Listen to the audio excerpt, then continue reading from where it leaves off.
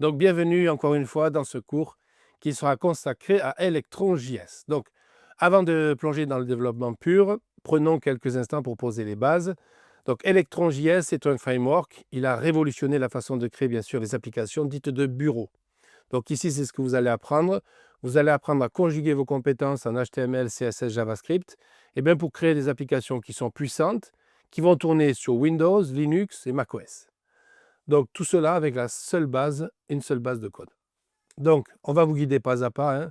Donc, même si vous n'avez jamais jusqu'à présent développé pour du bureau, l'idée sera simple, partir de vos connaissances que vous avez acquises, celles du web, du JavaScript, etc. On va vous montrer comment utiliser bien tout cela pour créer des applications locales. Elles vont accéder à vos fichiers, à vos menus, à des notifications.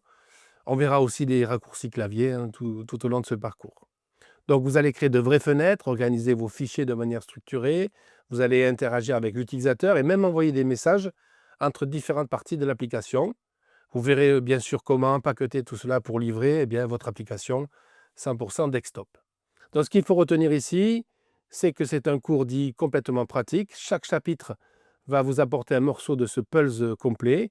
Vous allez retrouver des codes associés, bien sûr. Donc, prenez le temps, comme à l'habitude que vous avez maintenant, de copier ce code à la main, de le tester, de faire des pauses dans les vidéos de présentation parfois, de vérifier que tout fonctionne, de reprendre en suivant.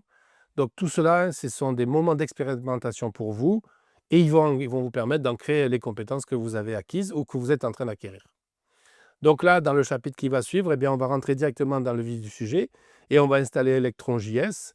On va découvrir son architecture et vous allez voir que dès les premières lignes de code, on va commencer à construire quelque chose de concret.